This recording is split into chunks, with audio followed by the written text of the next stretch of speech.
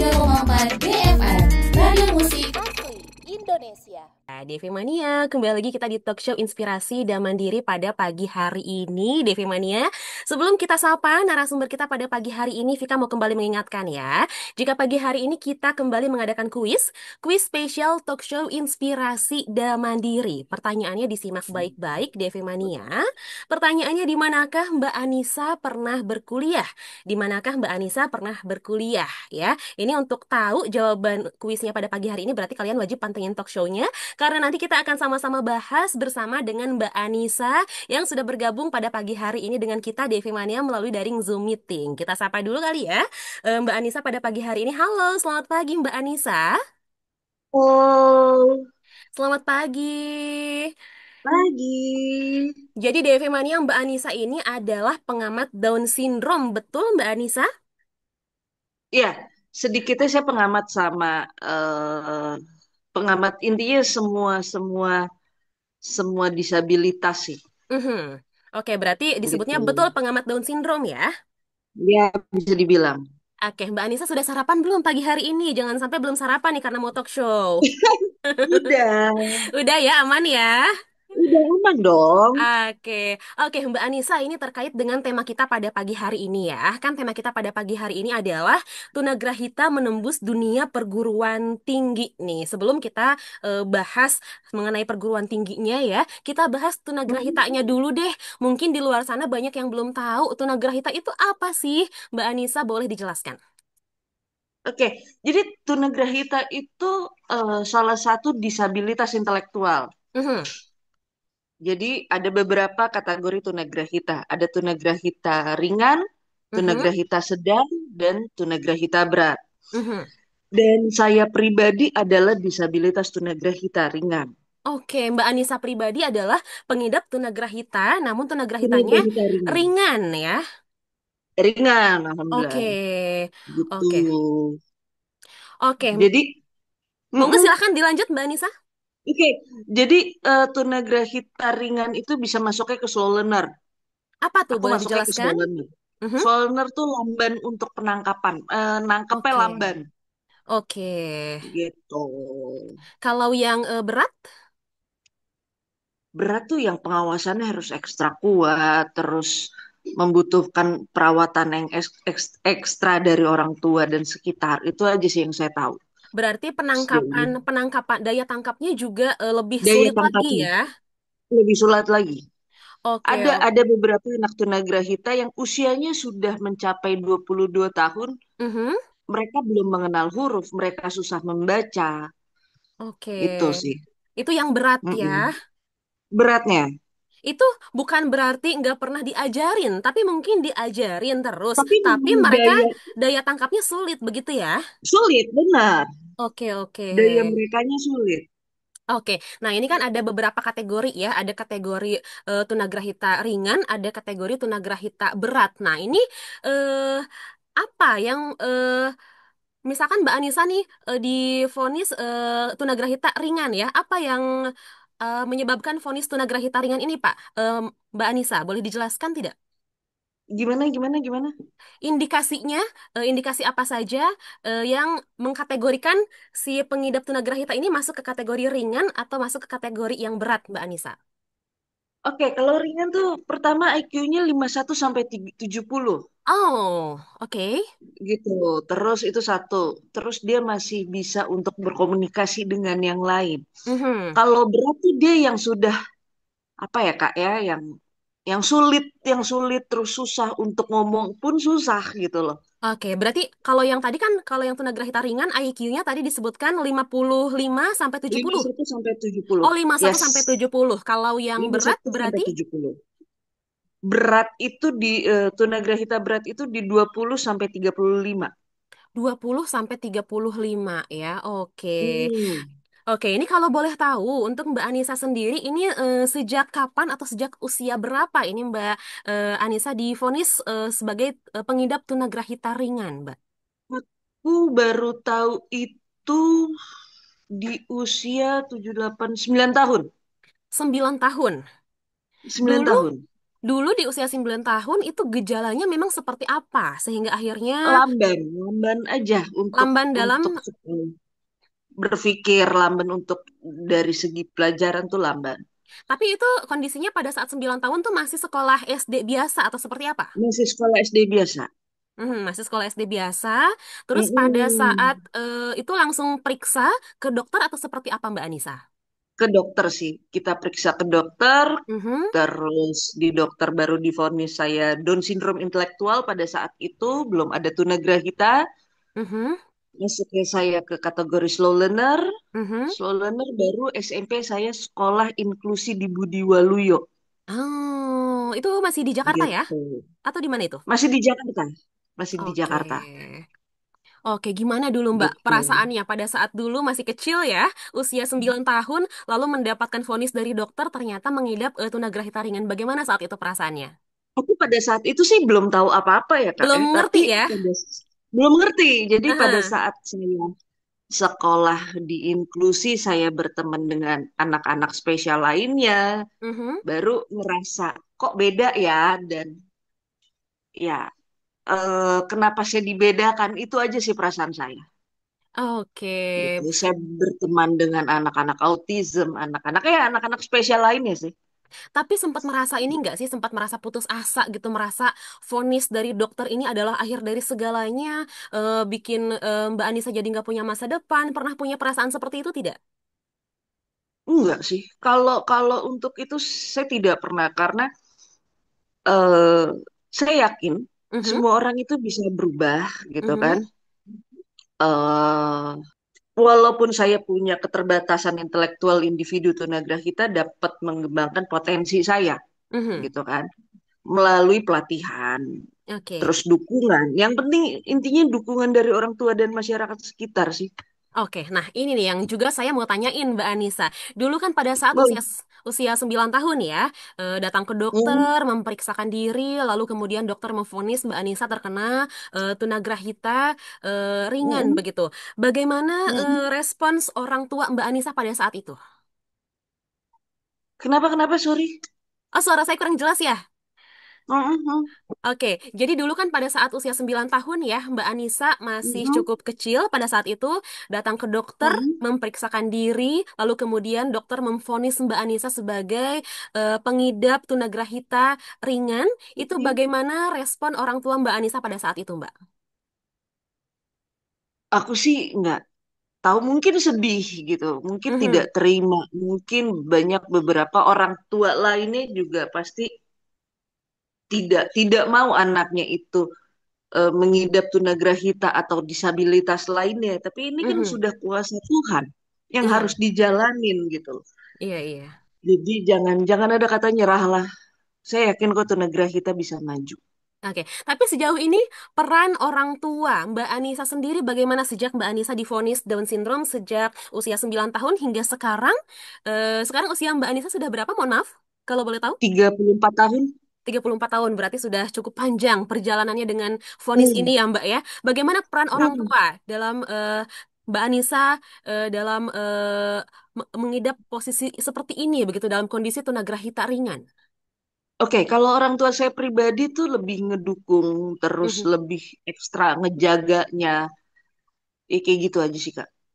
Oke, kalau untuk tunagrahita ini ada kayak semacam terapi-terapinya gitu nggak sih, Mbak Anissa?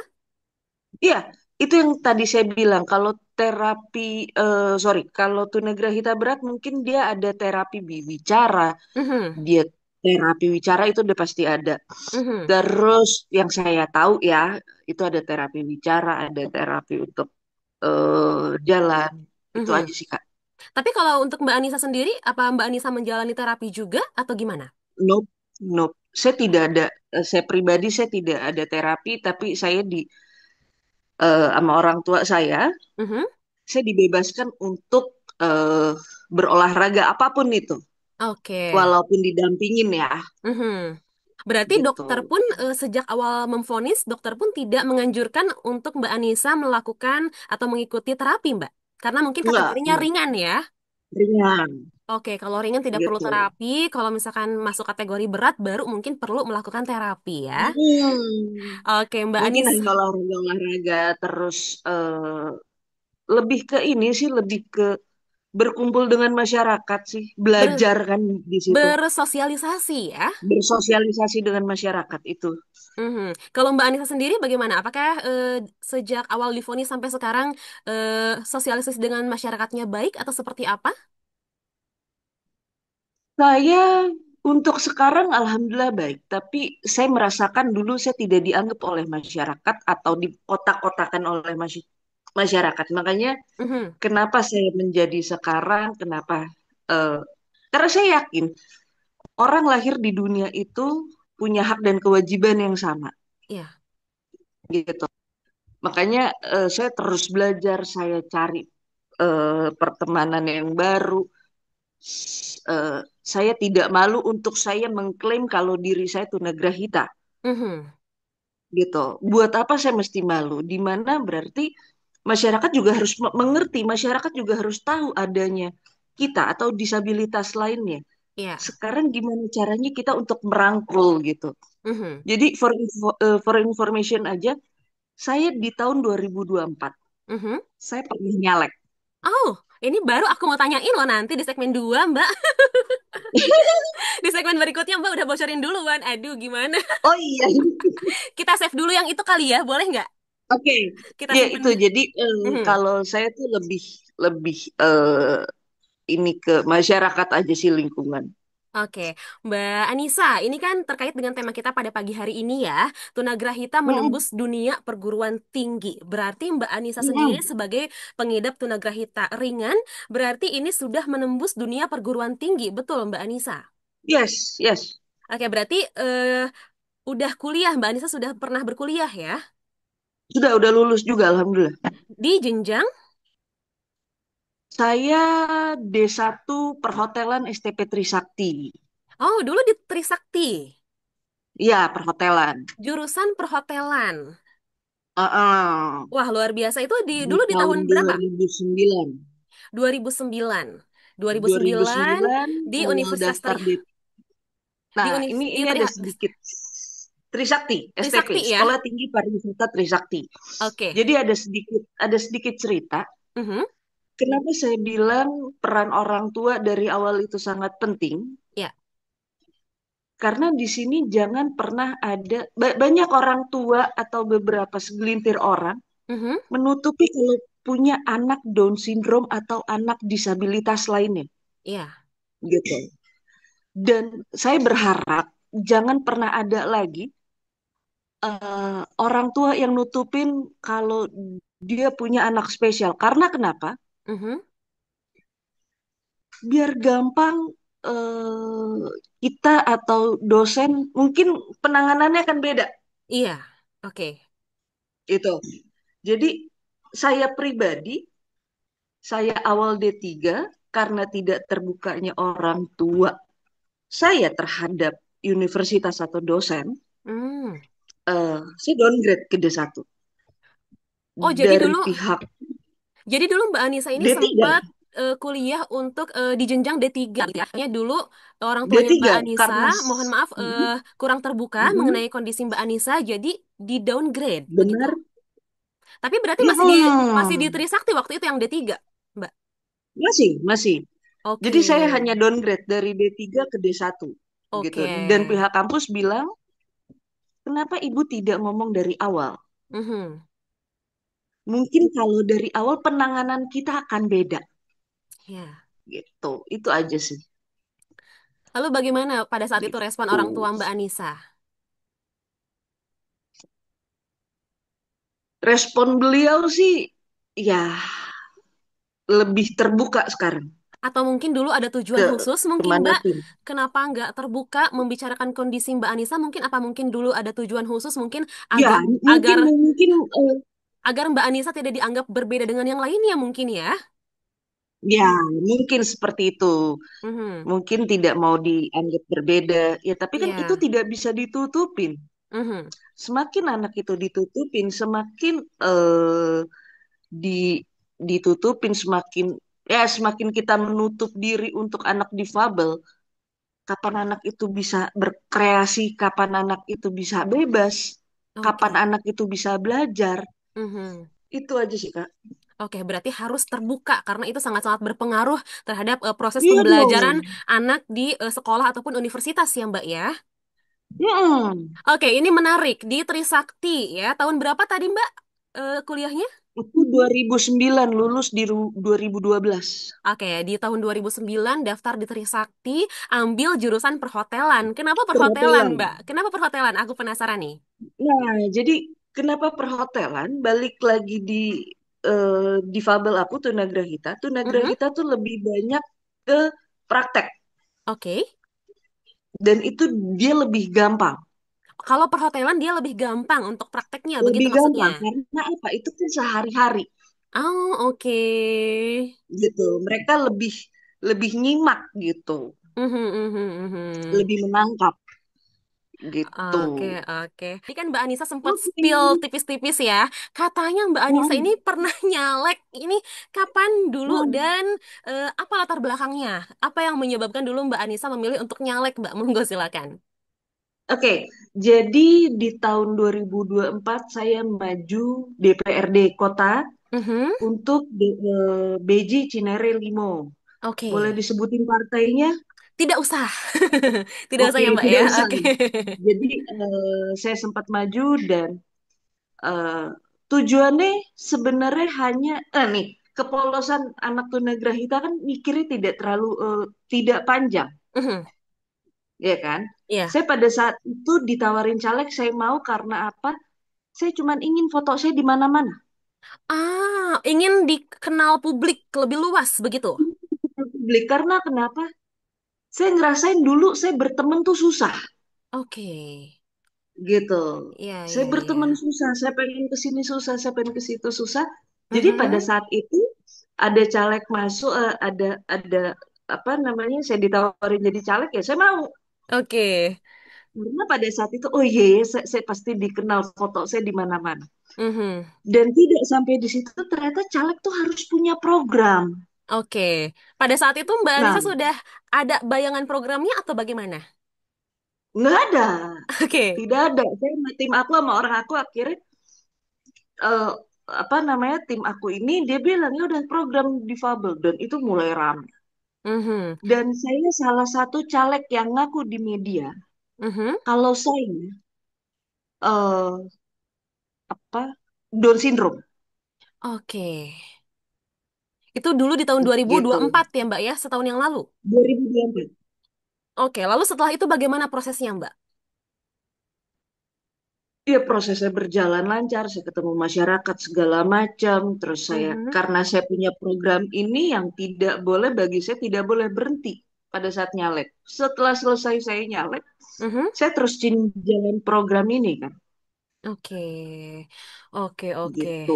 Mbak Anissa ini kan di sini sebagai pengamat Down syndrome ya. Apa yang menjadikan Mbak Iya Anissa awalnya untuk aku jadi pengamat Down syndrome aja deh. Apa yang melatar belakanginya Mbak? Dan sejak kapan Mbak Anissa jadi pengamat Down syndrome? sebenarnya kalau pengamat Down syndrome ini tidak hanya pengamat Down syndrome saja, tapi lebih ke Mhm. semua difabel. Oke, Lebih dari tahun 2023. 2023, ya, 2023 awal. sejak tahun Karena saya 2023 pengen awal. tahu, Oke. Mhm. karena dulu saya punya teman-teman spesial di sekolah SMP sampai SMA, Mhm. saya pengen deket lagi dengan mereka, Oke. gitu. Karena kan kebanyakan difabel ini masih dipandang sebelah mata satu sama masyarakat, Mhm. masih tidak dianggap. Saya bilang, kenapa sih masyarakat ini tidak pernah eh, merangkul atau sedikit masyarakat yang merangkul ya, Mhm. gitu. Dan saya cuma ngomong kemana-mana, rangkul dong mereka, gitu. Karena mereka punya hak yang sama kok. Gimana gimana mereka bisa maju kalau mereka tidak dikasih ruang dan Betul tidak dikasih sekali. kepercayaan, gitu. Dan mereka juga bisa, asal mereka dikasih sedikit tempat atau sedikit ruang untuk mereka bisa berkarya, Mhm. kasih Berkarya, kepercayaan mereka. berekspresi ya Mbak ya. Mm-mm. Oke, berarti ini Mbak Anissa Gitu. sebagai pengamat Down syndrome sejak 2023. Lalu kegiatannya apa saja 2023. nih Mbak? Kegiatannya apa saja kegiatan Mbak Anissa sebagai pengamat Down syndrome itu? Saya lebih datengin ke sekolah-sekolah, beberapa sekolah. Saya datengin Mhm, ke rumah-rumah yang mempunyai anak Down syndrome atau anak disabilitas lainnya. Saya mhm, ngobrol dengan keluarganya, apa sih keluh kesah mereka dan oke, apa yang bisa saya bantu gitu mhm, loh. Gitu. Akhirnya saya bikin salah satu wadah, salah satu grup WhatsApp. Saya punya tiga mhm. ratus empat puluh anak. Anggota grup WhatsApp-nya Semua, 340 ya, anak disabilitas. semua disabilitas Itu bukan hanya gitu. tunagrahita ya, tapi disabilitas secara keseluruhan. Keseluruhan ada tunagrahita, ada Down syndrome, ada anak Oke, autis, macam-macam oke, oke. gitu. Jadi saya cuma pengen anak-anak spesial ini bisa maju. Mhm. Saya saya mengetuk hati hati orang-orang. Yuk kita sama-sama rangkul mereka karena mereka punya hak dan kewajiban yang sama. Iya, jika Gitu. memang Kata mereka siapa? masih usia belajar, mereka punya hak untuk belajar juga ya, Mbak ya. Yang jangan pernah nganggep tunagrahita tidak terbelakang atau enggak, nope. Kita bisa. Kata siapa? Saya kemarin spill sedikit boleh? Boleh? Oke. Jadi saya kemarin saya terima kasih sebelumnya dengan Inakaf. Mhm. Saya dikasih kesempatan jadi anak-anak difabel ini, anak-anak disabilitas ini mereka punya hasil karya yang kita jual di Inacraft. Ah, oke. Jadi bekerja sama Jadi dengan Inakraf ya. jadi kebetulan yayasan aku itu sama Inacraft gitu. Aku dikasih tempat, aku dikasih wadah di Inacraft untuk Mhm. menjual hasil karya anak-anak difabel. Wah, luar biasa. Jadi aku pengen ngebantu. Kata siapa anak difabel itu hasil karyanya tidak bagus? Mhm. Karena itu Inacraft kan pameran terbesar se-Asia Tenggara, Iya. ya kan? Mereka Mhm. bisa dan dan hasil mereka bisa dilihat orang asing, hasil Oke. mereka bisa dilihat orang banyak. Mhm. Saya hanya menyentuh mereka bisa, asal mereka dikasih tempat, mereka dikasih wadah, mereka Mhm. bisa maju dan mereka bisa bersaing. Kasih kepercayaan itu aja. Kasih kepercayaan ya. Oke, Mbak Anissa, ini Mm-mm. kan terkait tema kita pada pagi hari ini ya, mengenai tunagrahita yang menembus dunia perguruan tinggi. Ini kita kembali lagi pada saat Mbak Anissa dulu berkuliah di Trisakti, mengambil jurusan perhotelan dengan jenjang D1 ya Mbak ya.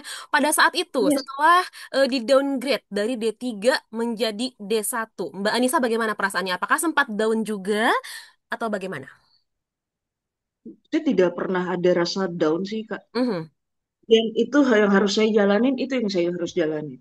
Oke, berarti Gitu. proses kuliahnya dulu seperti apa?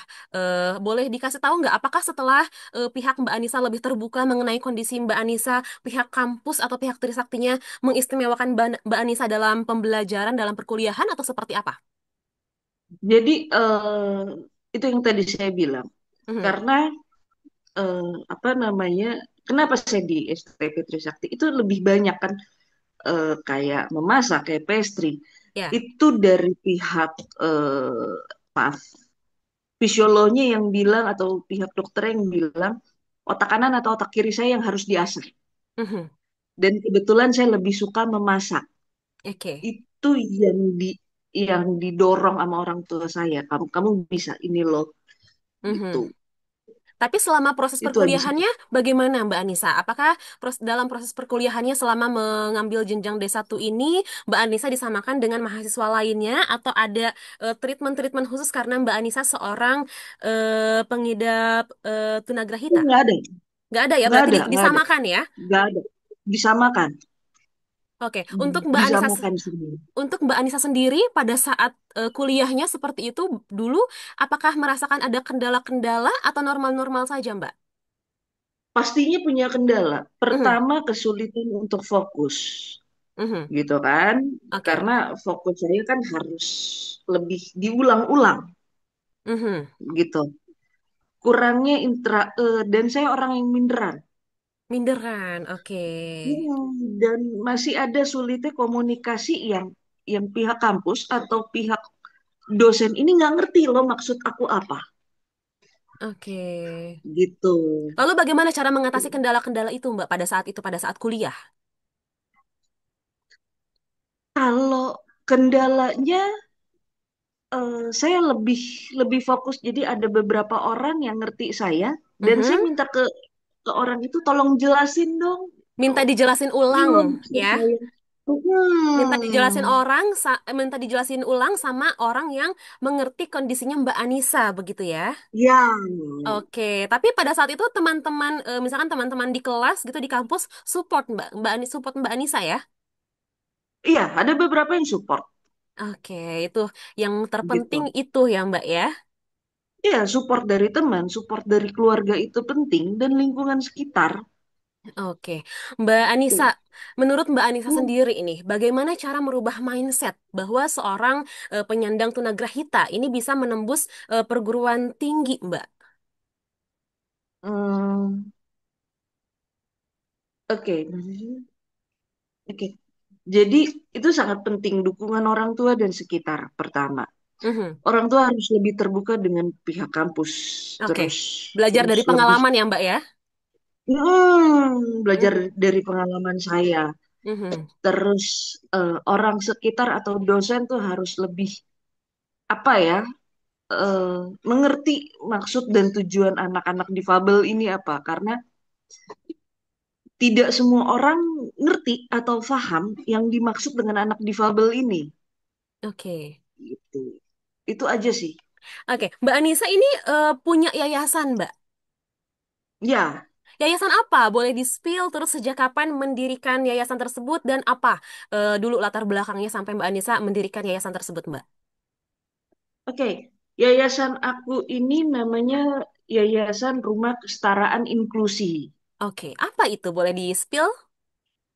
Jadi lebih ke itu yang tadi saya bilang.